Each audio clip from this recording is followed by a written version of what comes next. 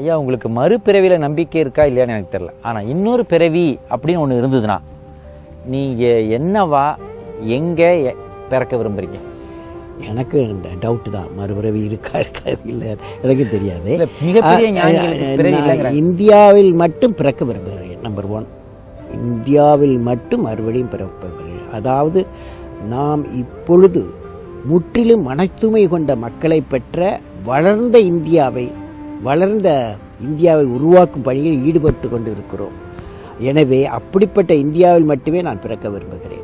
வளர்ந்த இந்தியா, மன தூய்மை உள்ள இந்தியா, இந்த 2 இணைந்த இந்தியாவை நான் பிறக்க விரும்புகிறேன். இந்த அற்புதமான மக்களை சந்தோஷப்படுத்துகிற ஒரு